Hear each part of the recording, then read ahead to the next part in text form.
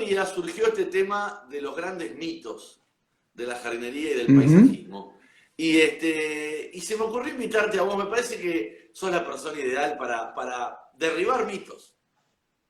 Porque a veces los mitos está bueno tenerlos en cuenta, está bueno las costumbres, lo que me contó mi abuela, lo que me contó mi abuelo, lo que me dijo el vecino, las viejas de antes decían tal cosa. Mi viejo me acuerdo que me decía, pero la ciencia a veces mata galán, o sea, a veces la ciencia derriba algunos mitos. Como decía Dolina, yo viví toda mi vida en Villa del Parque, ahora hace unos años aquí, pero en Capital. Y nosotros los de Villa del Parque somos los racionalistas, somos los derribadores de mitos, precisamente. Así que Mirá ese detalle, no esto lo ya sabía. viene, sí, en las crónicas del Ángel Gris, Dolina cuenta de que los de Villa del Parque son los racionalistas, los que siempre derriban mitos. Bueno, sin saber ese detalle que podría haber sido un mito más, que los de Villa del Parque derriban mitos, podría haber sido un mito. Sin saber ese detalle te invité a vos. Así que vamos a ocuparnos de esta temática que me parece fantástica y que va a dar mucho que hablar. ¿Querés tirar el puntapié inicial? Dale. ¿Con cuál querés arrancar? Y vamos a empezar quizá con el mito más grande de la jardinería que viene desde el colegio primario, que es el tema del ombú. Me parece que podemos empezar Tenemos por dos ahí. mitos con el ombú. Sí. Dos grandes mitos. Dale, a ver. Empecemos por el del primario, que es el tema de que el ombú es una hierba gigante. ¿El ombú es una hierba gigante o es un árbol? A ver. Totalmente falso, fake news. Fake news me encantó, muy bueno. Y así que bueno, el ingeniero Barça, profesor de la cátedra botánica de tantos años, decía algo muy sencillo. Si uno agarra una bicicleta y encara un árbol de eucaliptus y va a alta velocidad y se choca, ¿qué le pasa? ¿No? Se rompe todo. Bueno, y si uno hace lo mismo con un ombú, también pasa exactamente lo mismo. Entonces él decía, bueno, si el eucaliptus es un árbol, el ombú es un árbol. Y fin de la historia. Bien. Así nomás. Solo por una cuestión de forma, de tamaño. Es un árbol, punto. Sí, de tamaño y bueno, y que tiene un tronco, ¿no? Lo que sí tiene es algo particular, que es el hecho de que normalmente en un tronco de un árbol la mayor parte de la estructura está muerta y solamente está viva la parte externa, que es por donde crece, ¿no? Donde están los tejidos de conducción, el tejido, el meristema que hace que el árbol crezca en ancho y demás. En cambio, en el ombú, en toda esa estructura hay una gran cantidad de tejido vivo. Se llama parénquima, es un tejido de relleno, y al estar vivo, cuando uno lo corta, en el momento en que lo corta, obviamente que el tronco se ve muy pesado, pero se ve muy pesado porque tiene mucho de ese tejido blando lleno de agua. Cuando se seca, que sucede a los pocos días, se deshace, muere todo ese tejido blando y entonces quedan como distintas capitas y en el medio queda hueco. Y por eso es que la madera no sirve para nada y rápidamente desaparece. Y de ahí creo que probablemente venga el mito de que es una hierba gigante, pero nada más lejos que eso. Bien, entonces para redondear y para todos los que están ahí, que cuando hablo yo, cuando habla el señor se ponen serios, cuando hablo yo se ríen porque no tengo... Pero bueno, no tengo cura ya. A ver, dijimos meristema, dijimos tejidos de conducción, dijimos, usaste otro, parénquima, usaste un montón, o sea, ciencia mata mito, no hay dudas, listo. Nos ponemos no hay serios. duda. Ciencia mata mito. Tal cual. Y la otra del ombú, la pampa tiene el ombú, dice el folclore. Me encanta. Sí, no vamos a seguir con el cuentito de la cordillera de los Andes porque nos vamos a cualquier lado, pero sí, ese es otro mito. La Pampa no tiene el ombú, o vamos a aclarar, la provincia de La Pampa en sí no vive el ombú habita mucho más al norte, sí habita en la provincia pampeana en grandes términos, pero en realidad se restringe a lo que son los bosques, los talares, donde normalmente hay tala, coronillo, que ya sea en las barrancas o por ejemplo a lo largo de la ruta 11 donde hay suelos de conchilla, en esos lugares habita el ombú. ¿sí?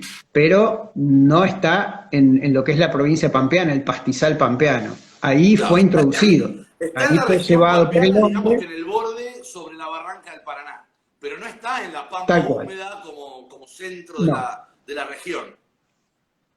no, ahí se lo ha llevado, el hombre fue, se hace de estaquitas de gajos muy fácilmente, además de semilla, lo ha llevado y lo ha plantado, y así también vemos esa forma tan rara que tiene, que parece un baobab, uno le hace recordar, si leyó El Principito, le hace acordar un poco esos árboles gigantescos que le aparecían en su planeta, con esos troncos y raíces muy particulares, pero eso se debe también a que está fuera de su condición. Al llevarlo a esos lugares, las heladas lo afectan y entonces el árbol empieza a crecer en forma también distinta, ramifica mucho desde la base, se hiela, vuelve a ramificar y eso le da toda esa forma bien extraña y curiosa. Si uno lo ve en el lugar natural en donde crece, es un árbol común y corriente y uno ni siquiera a veces le cuesta distinguirlo, tiene un tronco único, sin esas raíces tan profundas, sin ramificar, y así es como crece naturalmente. Cuando lo llevamos afuera de su ambiente, vemos ese crecimiento que obviamente que nos resulta muy atractivo, ¿no? Porque Claro, es un arbolazo. Pero bueno, eso claro. pasa por crecer fuera de su ambiente. Me parece muy bien. Bueno, y ahora dejemos de lado el ombú, que ya lo quemó la helada, volvió a crecer, quemó la helada, volvió a crecer, y lo hizo grandote como lo vemos acostumbrado, como estamos acostumbrados a verlo. Y vamos a otro, Ujú. vamos para el lado de las palmeras o palmáceas o algo parecido. La sica, ¿es una palmera o no es una palmera? No, la sica no es una palmera, pertenece a una familia dentro de las gimnospermas, ¿sí? O sea, en realidad es pariente de los pinos, de las araucarias, es una familia muy antigua que tiene ese aspecto de palmera, pero no tiene nada que ver con las palmeras, ¿sí? Aunque cuando uno entra en internet y busca por todos lados hablan de la palmera sica. Bueno, es un error, se parece, podríamos decir que es un tipo de lo que llamamos convergencia adaptativa, pero no tienen nada que ver, ningún tipo de parentesco. Perfecto. Vamos con el siguiente entonces. Nos quedamos con las palmeras. Este lo metí yo, Ujú. ¿eh? Lo pensé anoche. Yo desde chico escuché en el campo que cuando trasplantás una palmera, antes de plantar en el fondo del pozo hay que poner un manojo o un medio kilo de maíz. Ujú. ¿Viste? Poné Sí, maíz antes de plantar la palmera. ¿Es un mito o es verdad eso? no, eso es verdad. Primero hay que Bien, aclarar me que el gusta que es verdad, muy momento, bien. bien, ahí vamos.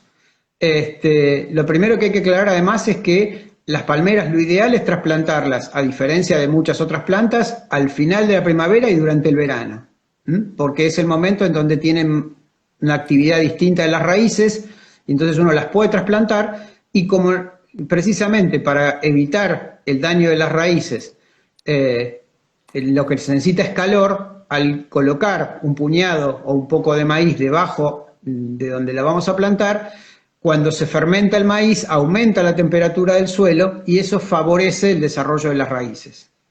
Así que ese es un mito que es cierto, es verdad, no Un es fake mito que es news. real. Bien. Muy bueno Ujú. eso. Y entonces, recordarle a todos nuestros amigos, mejor momento en el centro norte del país, Uruguay, para trasplantar una palmera, una palmacia. ¿En qué época del año sería? Sería finales de la primavera y durante el verano. Finales de la primavera y durante el verano. Me encantó. Me encantó. Bueno, acá tenemos otro mito que es muy común. Tengo el árbol lleno de clavel del aire que es un parásito que me está matando el árbol. A ver, Mm. ¿es un mito o es verdad? Fake news de nuevo. No, no es cierto.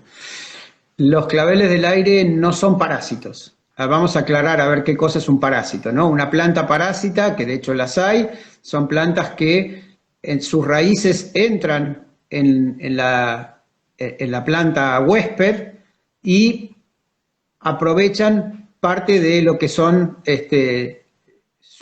lo que es la savia, ¿sí? En algunos casos hay plantas como las ligas que son hemiparásitas, es decir, semiparásitas, y esas solamente toman el agua y los nutrientes que vienen de las raíces y hacen fotosíntesis. Mientras que otras plantas, que son parásitas obligadas, esas directamente tienen unas estructuras especiales, se llaman austorios, que toman directamente todo, el agua, las sales minerales, la savia elaborada, los azúcares, absolutamente todo, porque no hacen fotosíntesis, ¿sí? Bien. Los claveles del aire no son ni una cosa ni la otra, son plantas de vida libre, son lo que llamamos epífitas, es decir, plantas que crecen arriba de otras. De hecho, hay algunas que crecen en los cables de la luz, en Es los cables verdad. de internet. Sin embargo, obviamente de ahí no toman nada, no se conectan a internet a través de sus raíces. Lo cual muestra ahí claramente que no son parásitas y que no tienen, no toman absolutamente nada. Algunas incluso de este tipo de plantas son lo que se llaman litófilas, es decir, crecen sobre rocas, con un suelo extremadamente pobre. Así que en realidad lo que las plantas le ofrecen solamente es sostén, es un lugar donde poder agarrarse, las semillas vuelan por el aire, cuando tocan, llegan a un tronquito, ahí germinan y ahí desarrollan. Cuando nosotros tenemos un árbol muy invadido por claveles del aire, el problema no es el clavel del aire, sino el problema lo tiene previo el árbol, ¿sí? Los claveles del aire son plantas que necesitan mucha calidad de sol, mucha luz. Entonces no pueden competir con un árbol que está sombreado, que tiene mucho follaje. Cuando aparecen ese tipo de ataques es porque el árbol está en mala condición, ¿sí? O está viejo, decrépito, porque ya pasó su mejor época de vida, o hay algún problema sanitario, sí señor. O sea que yo que estoy más viejo en cualquier momento empiezo a tener claveles del aire por todos lados. Yo me los voy sacando rápidamente, a la mañana cuando me despierto me los saco. Bueno, bien. Este, Mito entonces, mito total, fake news. Mito, sí, mito Perfecto. Y total. como yo siempre digo, Incluso los controlan, utilizan algún tipo de herbicida cúprico para controlarlo, pero es una locura. O sea, primero hay que ver cuál es el problema. A veces pasa que hay un caño de agua que está perdiendo debajo, un caño de gas que también pierde. Se han dañado las raíces de la planta porque se ha movido, porque se ha hecho canteros alrededor. Bueno, puede haber un montón de razones, algún problema de hongos, ¿sí? Pero primero hay que trabajar sobre eso. Y una vez bien, que el árbol se recupera, rápidamente los claveles del aire disminuyen. perfecto. Bueno, y te voy a decir algo más que yo suelo contarle a mis amigos respecto al clavel del aire. Ya esto es más drástico, es más extremo, pero nos deja pensando también, ¿no? Cada clavel del aire es una planta epífita, es un ser vivo, ¿sí? ¿Vamos a eliminar 300 o 500 claveles del aire para salvar un árbol que ya está en el final de su vida por algún motivo? Pensémoslo, pensémoslo otra vez. Bueno, vamos con el Hay que siguiente reflexionar. mito. Vamos a hacerlo más Espera, ameno y espera, más vamos a- divertido. antes de pasar al siguiente mito, quiero aclarar algo Sí, más porque tiene un poco que ver, y es el tema de los líquenes, en donde muchas veces también pasa que los troncos se llenan de líquenes. El líquen es una asociación, una unión de un alga y un hongo, entonces empiezan a aparecer en los árboles esas manchitas grises en los troncos, y la gente no sabe qué es, y en muchos casos lo primero que hace es agarra un cepillo y los limpia. ¿Mm? bien. Y dice, qué bien, qué bueno que le hice al árbol. Ahí habría que aclarar dos cosas. Una, que los líquenes son perdón, son un síntoma de que no hay contaminación, lo cual uno Es debería estar bueno. feliz de tener. Es muy buena señal, sí. Y la segunda es el hecho de que por esa asociación de un alga y un hongo fijan nitrógeno del aire. La atmósfera, el aire que nos rodea, tiene un 78% de nitrógeno, y estas algas que están ahí presentes fijan el nitrógeno y lo transforman en nitratos, que son nutrientes. Cuando llueve, muchos de esos nitratos caen al suelo y son aprovechados por las plantas, así que estamos haciendo todo lo contrario. Un líquen es un excelente fertilizante natural en donde no hay que hacer nada, simplemente dejarlos desarrollar. Bien. Y algo más, y si te perdés en el monte, ¿de qué te sirven los líquenes? Y te sirven de indicación para qué lado está el norte y para qué lado está el sur, igual que a veces los musgos. Muy bien, del lado del sur generalmente están los líquenes y los musgos, entonces vos más Ujú. o menos tenés una brújula natural para volver a encontrar el camino, el rumbo. Muy bien. Bueno, Tal ahora cual. sí, vamos con Ujú. el siguiente mito, a ver qué te parece. Yo tengo acá escrito, la Dale. gata peluda, ¿es una plaga mala en mi jardín? Bien. Bueno, ahí hay que aclarar varias cosas. Las llamadas gatas peludas son larvas de mariposas. A veces son nocturnas, a veces son diurnas. Muchas de los que llamamos gatas peludas son de mariposas nocturnas, pero muchas de ellas no lo son. Son de mariposas diurnas y mariposas muy lindas. Con lo cual, no hay que matarlas, ¿sí? A veces pasa, cada 6, 7 años se dan ciclos así en algunos lugares de una gran aparición, cada vez es menos frecuente, pero cuando yo era chico pasaba, yo he visto árboles enteros pelados por gatas peludas en determinados lugares, ahora cada vez menos porque cada vez la gente usa lamentablemente más insecticidas y entonces esos ciclos se van cortando, pero hay que entender eso. Para tener una mariposa y disfrutarla hay que dejar que las larvas se coman las plantas. Es inevitable. Eh, Así que Yo tengo en bueno, casa, si uno tenía quiere en una cosa, casa, yo tenía en casa un zen del campo que todos los años, cuando estaba en el mejor momento de la primavera-verano, se lo devoraban las larvas de la mariposita, la limoncito, ¿viste? La amarilla el pequeña, limoncito. pero se devoraban Sí, el árbol. Y yo siempre tenía ese dilema. ¿Saco las larvas para que florezca el zen del campo o dejo las larvas que son parte de lo lindo de este ciclo, ¿no? sí, sí, sí.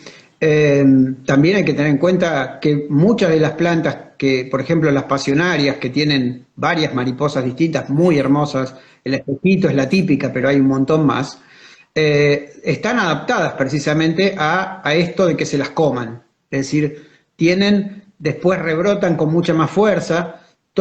Estas plantas tienen algún sistema para recuperarse de esos ataques. Bien, acá tenemos dos Hay una preguntas de usuarios. La primera es sobre el mito anterior, el de que relacionado con los claveles del aire, con los musgos, con los líquenes. Ujú. ¿Y la hiedra, cómo se comporta con el tronco de un árbol? ¿Pasa a ser un parásito? ¿Le extrae algo? ¿O solamente se está fijando para sostenerse del tronco del árbol? La hiedra, como la enamorada del muro y como varias plantas trepadoras, no son parásitas y lo único que hacen es utilizar los troncos de los árboles para poder trepar, para poder acceder a la luz. No le Bien. generan ningún tipo de daño, ¿sí? Así que no es necesario eliminarlas. En algunos casos sí pasa con muchas trepadoras que son agresivas, ¿sí? Entonces a veces sombrean. Uno puede no eliminarlas, pero de repente podar un poco, sacar alguna, entresacar alguna, pero no afectan para nada la existencia del árbol. Perfecto. Y otra pregunta que tenemos ya relacionada con el tema más parecido al tema de las larvas de mariposas es, ¿qué podemos decir de los otros insectos? ¿Son realmente un tema? Pregunta Santiago. No, a ver, hay que entender que eh, todos los insectos que tenemos alrededor cumplen una función en el ecosistema, en el funcionamiento del ecosistema. Y un jardín no tiene que ser algo distinto a un ecosistema, ¿sí? Muchas veces pasa, por ejemplo, con los rosales, que la gente ve que aparecen como cortadas unas medialunas, ¿no?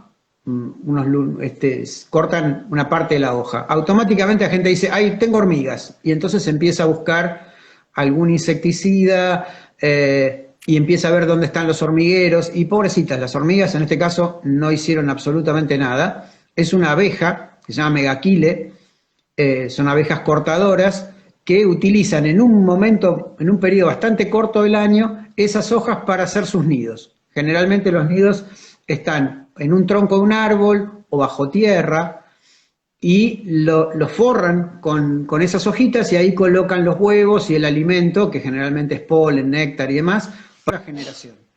Es un periodo muy corto. Perfecto. Y hace daño, a veces hacen daño en flores, pero nada más. Bien. Y así funcionan un montón de insectos en donde en algún momento generan algún pequeño daño, pero tienen una serie de funciones muy importantes en el ecosistema y en el jardín. El caso de estos Buenísimo. megaquiles son polinizadores excelentes. Polinizan un Me montón de las encantó. flores que tenemos. Me encantó esa frase, me encantó esa frase. Un jardín no tiene que ser algo distinto a un ecosistema. Gracias, Tam, por escribirlo ahí. Me lo guardo para siempre, yo también. Un jardín no tiene Bien, que ser algo distinto a un ecosistema. Lo voy a poner ahí arriba, como una de las frases célebres. bien. Vamos con la siguiente, Bueno, ¿te parece, Germán? espérame, una cosita más que aclaro con el tema de los insectos, que es el tema de los taladros, ¿sí? El tema son los escarabajos cuyas larvas se alimentan de madera viva, ¿sí? No de madera muerta, o sea, no van a comer una construcción, ¿sí? De madera. Eh, Esos taladros lo que hacen es alimentarse de la madera, pero al mismo tiempo son alimento de los pájaros carpinteros. Entonces, si uno ve pájaros carpinteros en nuestro alrededor, seguro que hay taladros, y para que tengamos una idea, un pájaro carpintero come unas 600 larvas de taladro por año, ¿sí? Entonces, el servicio que Ah, hacen unos y otros es importante. Para que haya carpinteros tiene que haber taladros, ¿sí? bien, vamos a hacer un paréntesis, vos y yo que somos pajarólogos, que nos encantan las aves, y vamos a decir una cosita más al respecto. Es genial el dato que acabas de dar. Un pájaro carpintero come 600 larvas por año, es casi, ponele, 2 larvas por día, lo cual es importante. Si tenemos pájaros Uh -huh. carpinteros en casa, quiere decir que están cumpliendo una función ecosistémica súper importante en nuestro jardín. Con lo cual, si tenemos, como me pasó el año pasado, estornino pinto que invade los nidos de carpintero, es una macana. Y ahí tenemos Sí. una forma de comprobar el efecto de una especie exótica que se transforma en invasora en nuestro terreno, en nuestro territorio, que va más allá del gusto nuestro. Cuando yo hablo siempre de exóticas invasoras, no quiere decir que me invadan a mí, que a mí me parezcan feas o que me afecten a mí antropocéntricamente, sino que están afectando al ecosistema. Si hay menos carpinteros, quiere decir que va a haber más taladro. Uh Si hay -huh. más taladro, voy a extrañar al carpintero. Con lo cual, conclusión, si hay carpinteros en el jardín, está bueno. Quiere decir que están cumpliendo una función ecosistémica de controlar a los taladros. Uh -huh. Esto es lo que comúnmente se conoce como los servicios de los ecosistemas, ¿sí? Me encantó. Son todos los beneficios que nos trae el hecho de vivir cerca de un ecosistema, Claro. ¿sí?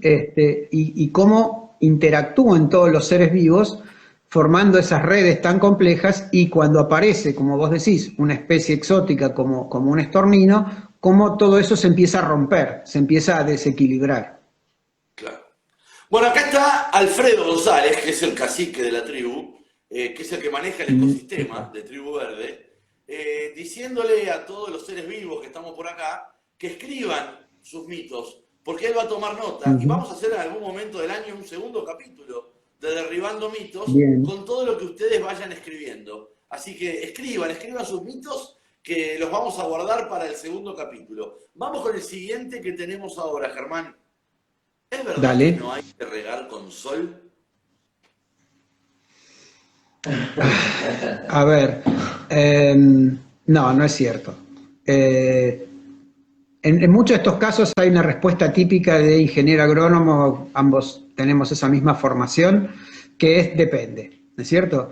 Hay determinadas plantas, especialmente plantas que comúnmente viven en el sotobosque, es decir, en la parte baja de bosques, que muchas veces nosotros cuando las cultivamos al sol o en un lugar en donde tienen mucha más luz, y esas plantas a veces, cuando una gotita impacta sobre la hoja y se forma como una pequeña lupita, al sol puede llegar a manchar a las hojas, ¿sí?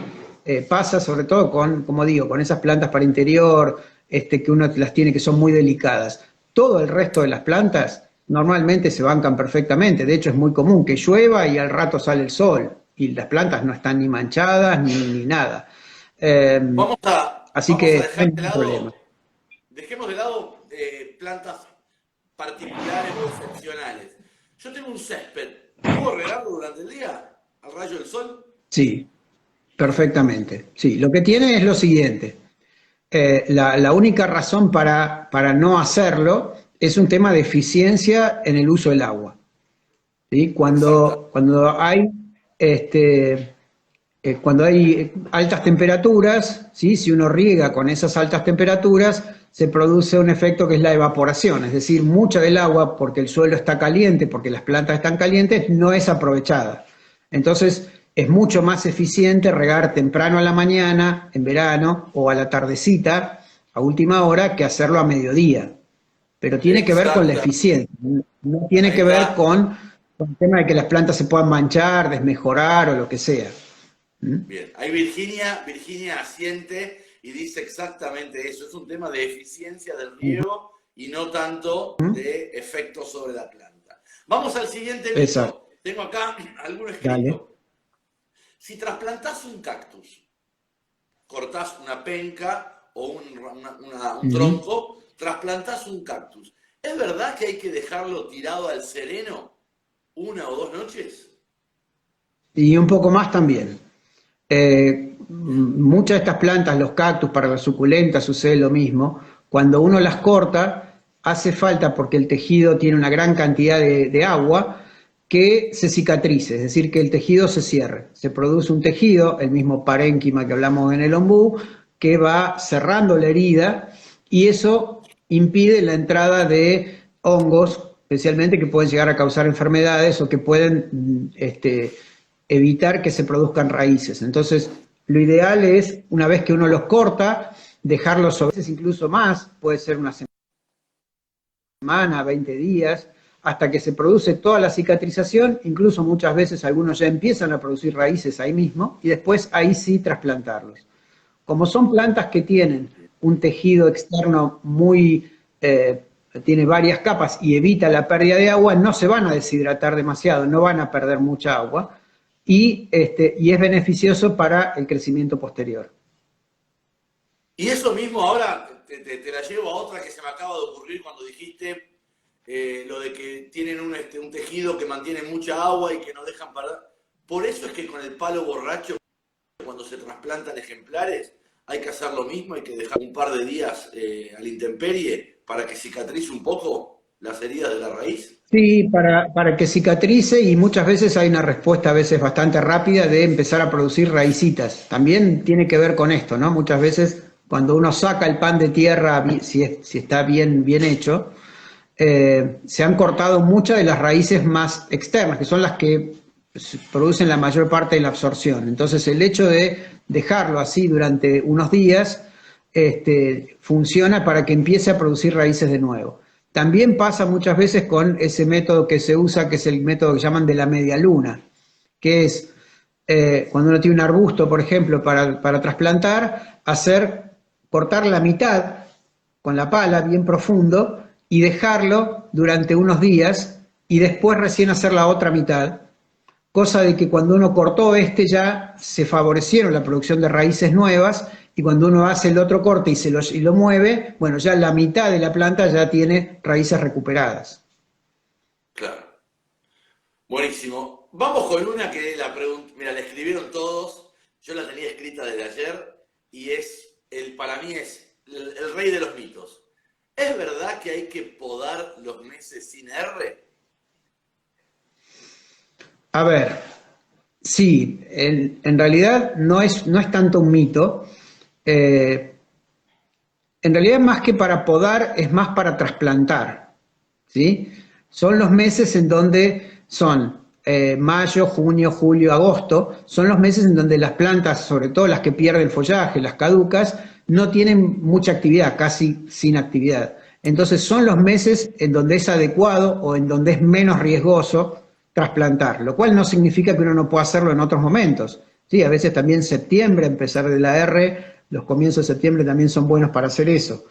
El tema de las podas, que de paso también había otro tema, otro mito del tema de la poda, en realidad tiene más que ver con podar, esta cosa de que dicen los rosales hay que podarlos el 9 de julio, ¿sí? Vaya uno a saber por qué el 9 de julio, se ve que bueno, como es feriado, uno tiene tiempo y puede podar, ese sí es un mito claramente. El otro es una referencia, es decir, bueno, en estos meses yo puedo, por lo menos estoy bastante seguro de que voy a tener éxito con los trasplantes. Obviamente que las palmeras están fuera de eso, ¿no? Yo te voy a decir la verdad. Yo a todos mis amigos y clientes les recomiendo que poden los rosales el 9 de julio. Pero más que por mito, por ayuda a memoria. Decime que lo estoy haciendo bien porque si no quedo muy mal, por favor. A ver, en Eso realidad tiene una historia también. claro, tiene una historia. ¿Querés venir a contarla vos? No, no, no, no. La tengo acá, Sí, sí, Ana, sí, pero vení, vení. sí. Sí, Ana. Hola, Ana. Pancho, ¿cómo estás? Muy bien, ¿y La vos? mina se mete, ¿viste? No tiene problema y se metió en la charla. Es la vida. Años A, en Buenos Aires, en donde se juntaban esta historia me la contó un rosicultor hace muchísimos años. Se juntaban, primero, el clima en Buenos Aires, el tiempo en Buenos Aires era mucho más feroz un 9 de julio que lo que es hoy, un 9 de julio, ¿no? Y Preguntale al juntaban esa 2007. fecha, ¿eh? Preguntale al 2007, ¿te acordás? Claro, claro. Pero bueno, yo recuerdo cuando era chica que las Pascuas, pero me moría de frío en Buenos Aires y estábamos abrigados hasta más no poder. Y este rosicultor me contaba que ellos se juntaban como fecha patria el 9 de julio en ese momento se podaba en comunidad, entonces venían todos los distintos rosicultores de distintos lados y empezaban en cada campo a podar justamente el 9 de julio y se festejaba después con un asado, con empanadas o con algo típico. Unos churros con chocolate. Bueno, a vos que te gusta lo Yo dulce. pensé, yo pensé en locro, pero bueno. Claro, claro, sí, también yo hubiese ido por lo salado. Entonces, el 9 de julio era una muy buena fecha para podar, porque ya había acumulado suficiente cantidad de frío y ya, digamos, la cantidad de frío que quedaba restante era menor y entonces ya las yemas estaban como más aparecidas como en el 9 de julio de hoy. Sí. Pero era como un momento comunitario y se buscó esa fecha. Hoy en día... Yo digo que los rosales se podan, no el 9 de julio, sino depende en la zona en la que estés. Bien. El 9 de julio puede tomarse como una fecha, pero yo no podo tan temprano porque no veo las yemas, básicamente. Bueno, No veo a partir de ahora, cuál- entonces, acá en Buenos Aires voy a proponer hacer la poda con locro el 17 de agosto. Ahí Bien, está. ya nos fuimos un poco lejos, pero podría ser también. O estipular otro día, el día de la poda, el día de poda de Rosal. Y entonces lo ponés como un día histórico también. Bien, perfecto. Bueno, muchas gracias, Ana, sos una genia. No, por favor, Pancho. Bueno, así que aclarado otro mito. Nos cerraron la boca, sabe mucho, ¿eh? Y sí, claro que sí. Sí, Bueno, sí. te buscaste, o sea, te buscaste a alguien que sabe. Sí, me costó encontrarla, ¿eh? Bueno, el que persevere triunfarás. A ver, Tal vamos a cual. buscar otro mito ahora, entonces. ¿A vos te queda alguno por ahí Dale. o no? ¿Querés proponer alguno vos? Ya no me acuerdo de todos los que escribimos Bueno, ahí en pará, ese pará. momento. Es que en realidad me quedó uno más para los rosales y vamos a tener que volver a Ana. A ver, ¿es verdad que los cortes hay que hacerlos en diagonal? Sí, es verdad. En realidad, no solo para los rosales, sino para muchas plantas también. El tema de hacerlos en forma así oblicua, en bisel, como se dice correctamente, tiene que ver con que si llueve, si hay humedad, las gotas se corren, se caen, no se quedan. En cambio, si el corte es recto, ahí sí puede acumularse humedad y aparecer esporas de hongos y generar enfermedades. Así que eso en general se practica para muchas plantas, no solo los rosales. Ah, ok, o sea que eso no es mito, eso es real. Ujú, eso es real, sí. Bien, perfecto, me encantó. Bueno, a ver, voy a empezar a leer acá un poquitito, a ver qué mitos tenemos Dale. acá. La genia de Vanessa nos preguntó hace un ratito algo y lo perdí. Esto aplica también, pregunta Caro Pel, aplica también para otros árboles y para árboles del NEA. El tema del trasplante y dejarlo la raíz que empiece a cicatrizar un poco. ¿Para qué otras especies de árboles puede servir? Yo creo que para timbó, palo borracho, que son árboles que acumulan mucha humedad y agua en el tronco, está bueno. ¿Vos qué decís? Sí, el tema es ese, si uno hace un buen pan de tierra, es decir, no dejar las raíces desnudas, sobre todo, aquí tenemos que tener en cuenta algo, sobre todo con las plantas nativas, que es el hecho de que hay muy poquitas plantas nativas que son realmente caducas, es decir, que tengan un ciclo como tienen muchos de los árboles de América del Norte y de Europa, en donde se ponen bien amarillos, se le caen las hojas, realmente entra en un descanso bien claro. ¿Sí? Tenemos quizá el sauce y algún que otro más, el manzano, el sacha manzano, no mucho más que eso. Y mientras que toda la mayoría de los árboles que nosotros tenemos son perennifolios, que no significa Es que no se les verdad, caigan pará, las pará, hojas, pará, pará, pará, pero pará, Germán. sí, Es verdad lo que decís y vamos a aclararlo un poquito más. Nuestros árboles nativos generalmente tienen un periodo muy cortito donde dejan caer sus hojas. sí, No tienen una caducidad desde el otoño, todo el invierno hasta la primavera, como los árboles del hemisferio norte. Eso es re ujú, importante. No, porque el jacarandá es caducifolio, sí, pará, pero 20 días, 30 días, deja caer las hojas y florece. Igual que el lapacho, sí, igual que sí, el ibirapitá, pero igual que además la timba, está, igual que casi todos. claro. Ujú. Y además en ese pequeño periodo siguen estando en actividad porque están produciendo la estructura floral. O están listos para brotar. Entonces es muy diferente a lo que pasa con un liquidámbar, un álamo, que sí tienen un periodo bien claro de descanso. ¿Sí? De hecho, el tala en algunos lugares pierde las hojas y en otros no. Y lo mismo pasa con un montón de plantas. Acá, por Y ejemplo, este año casi que... está más relacionado con la lluvia, con la humedad, que con la época del año incluso. Lo que pasa con el algarrobo, el espinillo, el tala, Ujú. que a veces por falta de lluvias pierden parte de sus hojas y después las recuperan con la primera lluvia. Sí, sí, es una combinación de dos cosas, de falta de lluvia y de frío. ¿Sí? Aquí, por ejemplo, este año no hizo tanto frío hasta ahora y los espinillos están todos llenos de hojas, no las han perdido. El tala recién ahora empezó a perder un poco las hojas, pero no las perdió del todo, mientras que otros años, a lo mejor en abril, si cae una helada de -4, -6, perdió todo el follaje. Entonces, y eso pasa aquí en San Luis, pero de repente no pasa en la provincia de Buenos Aires. Hay que tener en cuenta, la mayor parte de todo esto tiene que ver con el origen de dónde vienen estas plantas. La mayor parte de las plantas que nosotros tenemos, de los árboles, vienen del norte, es decir, vienen de la región chaqueña o vienen de Brasil, del Mato Grosso, se han ido adaptando a estos climas, pero vienen desde un clima mucho más cálido. Entonces, en esos lugares, la mayor parte de las plantas no pierden follaje en ningún momento del año, no lo necesitan. Y entonces Claro. nuestros árboles se han adaptado un poquito a los climas más fríos, perdiendo el follaje, pero solamente lo pierden si las condiciones son extremas, si no, no. Bien. Entonces, Acá, eso hace... acá tengo dos Sí. mitos más que quiero que están preguntando que me gustaría que los aclares. Uno que me acordé que me lo Ujú. preguntaron ayer, que me pareció genial. Yo realmente nunca lo había escuchado, pero seguro que es real. Que es real, que es un mito.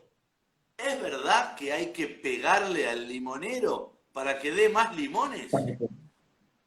¿Qué hay que qué, perdón? Pegarle. Que hay que Pegarle. pegarle al limonero. Yo no lo podía creer. Ese sí que es buena, por Dios. Esa no la había escuchado, la verdad que esa para mí es nueva. No, es una locura. ¿A quién se le ¿Sabés qué? Lo ocurre único que se semejante me cosa? ocurrió a mí, ¿de dónde puede llegar a salir eso? A ver, lo de pegarle al limonero, dije, capaz que cuando está en floración, con todos los azares, para que seleccionar los azares, las flores más fuertes, ponele que las demás caigan. ¿Habrá sido para eso que Sí, le puede pegamos ser, al pobre pero limonero? habría que pensar más bien, más que pegarle, en sacudirlo, no sé, Ponele, claro. con Bueno, el yo riesgo pensé de en que se eso, te ¿no? caiga De todo, que pegarle para que se no quede sacuda un ninguna poco. flor. Claro. Qué loco eso. Sí, no sé, es lo único, el único sentido que tendría, pero no, me parece que la cosa pasa. En todo caso, habría que hablarle más que pegarle. Mirá Que vos, también hay que acá hay pensar, otro que dice, Irene pregunta, ¿y pegarle al nogal? Estamos en la misma. No, no, pobre nogal, Y no tiene la sí, culpa. ¿pegarle a qué? al nogal. Pobre Nogal. La verdad que, Pobre no nogal. sé, por eso digo, a lo mejor de repente esto de sacudirlo en el caso de un cítrico, pero bueno, en un Nogal que tiene relativamente pocas flores femeninas, me parece que no. No, yo Dicen diría que que, no. acá dicen que es para activar la savia. No, es un mito. Gran mito, No, firme, es es un un mito. mito malo. Sí, sí. Es un Yo he mito. escuchado algunas Bueno, cosas que no puedo repetir, de algunos profesores de fruticultura de mi facultad, que hablaban de que si la rama está curva, si se dobla la rama, la savia se confunde, así, textual. La sí, savia se sí. confunde y entonces por eso salen los chupones, esos tallos que salen para arriba bien erectos, es porque la savia se confunde. Ah, no tiene nada que ver con el fotoperíodo. No, no, es porque la savia se confunde. No, la savia se confundió. Mirá vos. No, pero acá Laura Mazó desde Salta, que Laura es una Ujú. genia, Saludos sabe para muchísimo. Laura. Pregunta un mito que quiere terminar de desasnarse, ¿no? Dice que hay que atar con alambre los troncos de árboles como el lapacho, que demoran varios años en florecer, y de ese modo se acelera el inicio de la floración. No lo había escuchado nunca, Laura. Yo lo he escuchado, sí, por ejemplo, en Seibo, en algunos lugares en donde en condiciones normales no florece o se hiela mucho, por ejemplo en Europa, que lo que hacen es torcerlos y ponerlos hacia abajo. También eso funciona en los que hacen bonsai, ¿sí? Que muchas veces con alambre los van girando para darle determinadas formas y eso probablemente sí fuerce, no porque la savia se confunde, sino porque lo que estamos haciendo es cambiando la posición de las yemas, probablemente eso promueva, la planta siente como que está entrando en un estado digamos, deja su adolescencia y pasa a un estado más adulto, y entonces ahí sí probablemente tienda a florecer antes, ¿sí? Pero funciona con algunas pequeñas especies, no con todas. Tiene que ver con el Yo ahora no espíritu, tengo ¿no? novia, pero cuando me peleé con mi novia y me ponga triste o mal, le voy a ir a pegar a los limoneros, me voy a ir a descargar, ¿viste? Con el limonero, con el pecan, con el nogal, a ver si a lo mejor No, tengo le tiene que dar suerte. terapia. No, es mejor ir a un psicólogo, me parece, ¿eh? No creo que pobres plantas no se lo merecen, Me pobrecitas. parece No hay que muy... descargarse con la naturaleza. Ya para eso tenemos a los cazadores, Claro, ella no tiene la culpa. los que tiran tiro a los patos y demás, Los que preferible. hacen loteos. Los que hacen, claro, los que hacen loteos, acá dice Ana que acá tenemos así como una especie de exacerbación por lotear, limpiar todo y Bueno, dale que va.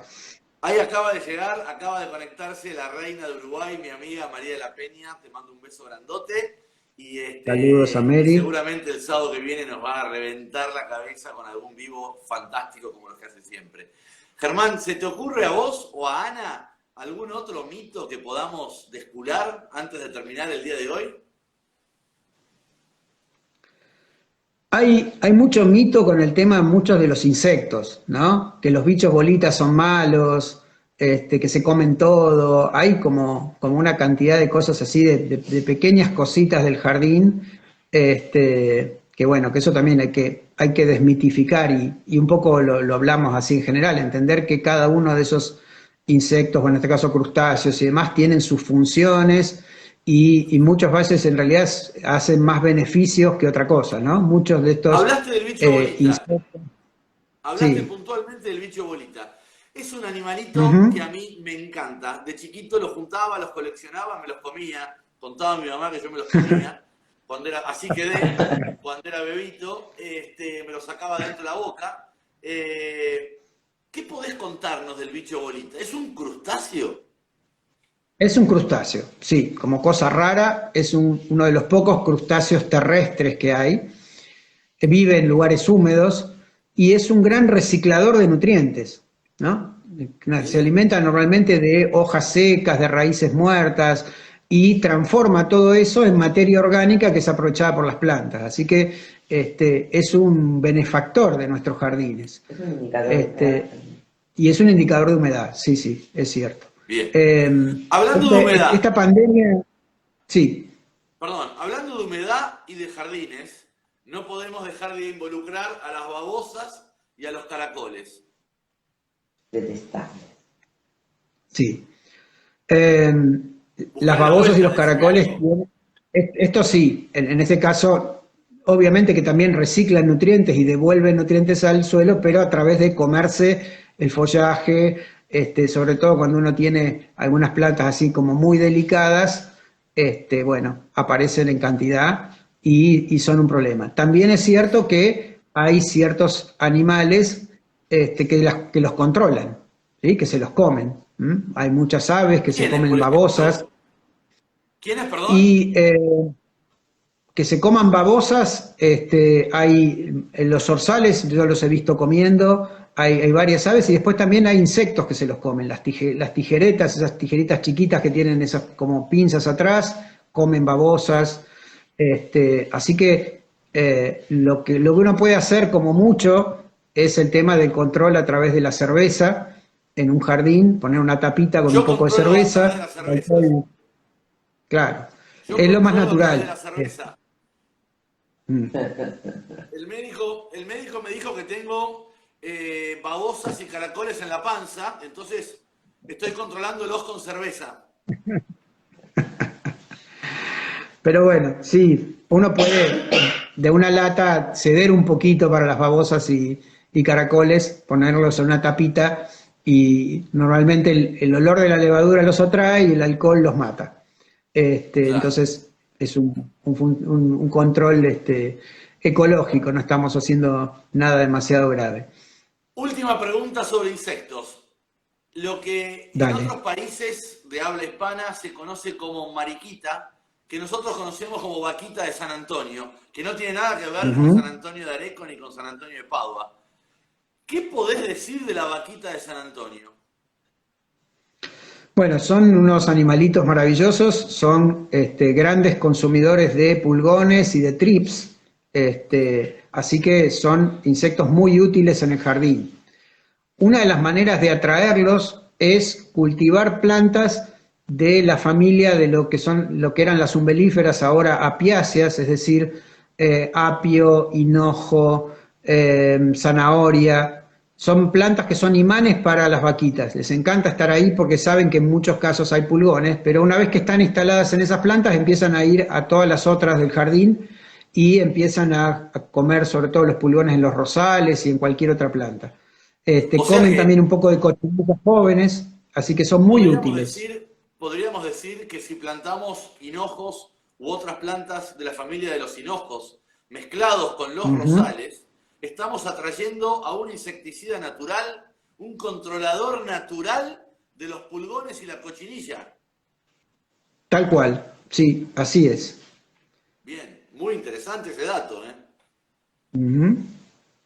Bueno, Y de buenísimo. paso, ya que estamos con el tema de interacciones plantas-insectos, una fake news que salió hace unos años y que después se fue repitiendo, es más hacia para el norte de la Argentina que para acá, pero es el uso de la crotalaria, que es un arbustito que se parece un poco a una retama, pero tiene un fruto diferente, pero las flores son muy parecidas para que uno se idea, flores amarillas, eh, que se vendió especialmente en toda la zona de Posadas y zonas cercanas y también en Brasil para el control de el dengue y la chikungunya. Y uno dice, ¿qué tiene que ver el dengue con la crotalaria? La verdad, la respuesta es que no tiene nada, pero el señor que las vendió decía que las libélulas eran muy atraídas por las crotalarias, de hecho había una foto que él mostraba de una crotalaria con una flor y una libélula arriba, una simple casualidad, pero él decía, planten crotalarias, se va a llenar de libélulas, las libélulas se comen a los mosquitos y adiós el dengue y la chikungunya. No existen plantas mágicas. Esto es, hay que tener en cuenta eso, no existe ninguna planta mágica, ni existe ninguna planta que nos va a salvar de nada. ¿Sí? Los ecosistemas nos van a salvar de un montón de cosas, pero no las plantas individuales. No hay plantas ¿sí? mágicas. No hay plantas mágicas. Sí hay plantas mágicas, pero de otra magia. Claro, tienen otra magia distinta, no la que nos pueda salvar a nosotros de algo en Tu particular. comentario, Ana. No temas, y te voy a explicar por qué. Porque en la naturaleza, como en cualquier otro ámbito, no todo se comprueba científicamente. Hay un montón de cosas que son intuitivas, que son energéticas, y que no tienen una explicación totalmente racional. Así que te la dejo picando, Pancho. Me encantó, me partió la cabeza. Yo que traje acá al científico, ahora me dice que no todo es ciencia. Me mató. Esto, mirá, ¿Sí? Germán, Es que es así. con vos viajaré a La Puna, pero el próximo vivo lo hago con Ana, olvídate. Dale, no hay ningún problema. No, ¿sabés qué? Voy a provocar lo siguiente. A Hernán Corominas, que es un crack en todos estos temas, le voy a decir que a corto plazo organice él un vivo con Ana. Y nos morimos todos. Ahí ya está, listo. Ahí la rompemos todos. Queda tirada carta, Yo tiré el guante, levántenlo. Hernán y Ana se van a poner en contacto y van a hacer un vivo sobre esta temática de lo que no es tan ciencia, pero que realmente pasa en la naturaleza.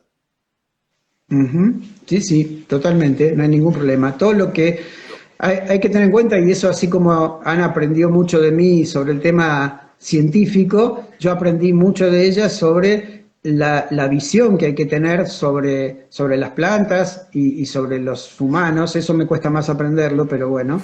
Y que no es lo científico, que no es que A más B es igual a C. Todo lo que tiene que ver con la sensibilidad, lo que tiene que ver con el uso de las plantas y con lo que uno puede, que uno no percibe así en forma tan sencilla que nos proveen las plantas, y mucho tiene que ver también con el tema de la salud a todo nivel. Perfecto, me encantó. Bueno, muchas gracias. Germán, te agradezco, la verdad es un placer siempre charlar con un amigo. Así que te quiero agradecer un montón, en nombre mío, en nombre de toda la Tribu Verde y de todo este grupo de gente. La verdad que fue súper interesante esta charla. La dejamos picando, más adelante metemos otra. Seguramente hay un montón de otros mitos que van a ir surgiendo en los comentarios de este vivo que queda guardado en la Tribu Verde en Instagram. Así que lo pueden recomendar, se lo pueden pasar a alguien a través del link, lo que fuere. El que no lo pudo ver completo lo puede volver a ver. Y queda picando, a ver si Hernán o Pancho o María le hacemos una nota a Ana sin Germán, para que sea más divertido, más adelante, y entonces aprendemos mucho más sobre esa parte de la sensibilidad de la naturaleza y de las plantas, que no siempre va de la mano con la ciencia. ¿Qué te parece? Me parece muy bien. Bueno, para mí también fue un placer compartir todo este rato con vos, Pancho. Se pasó como muy rápido. Y bueno, y con muchos de los amigos, mucha de la gente que ahora veo, estoy viendo un poquito los que han estado aquí. Así que bueno, ha sido realmente un verdadero placer. Y bueno, y lo repetimos y hacemos otras cosas cuando quieran. Y cuando quieran con Ana, se arregla, no hay ningún problema. Me parece bárbaro. Bueno, también podemos un día me puedo ir a Tras la Sierra a visitarlos, nos sentamos en una mesa larga, así, los tres, y hacemos un noticiero, nos matamos de risa un rato. Dale, ¿por qué no? Seguro. Lo que sí podríamos hacer es poner caracoles para justificar la cerveza también. Cualquier excusa es buena. Cualquier excusa con tal de tomar cerveza es la correcta. Les mando un abrazo grande a los dos. Bueno. acá. Muchas gracias. Beso, Pancho. Besos a todos los que están hoy conectados. Muchas gracias. Gracias, Germán. Te mando un abrazo grande. Nos vemos pronto. Dale, un abrazo para todos. Gracias a todos por acompañarnos como siempre. Un fuerte abrazo y será hasta el sábado próximo que los va a estar esperando María de la Peña con alguna súper sorpresa. Gracias. Nos vemos.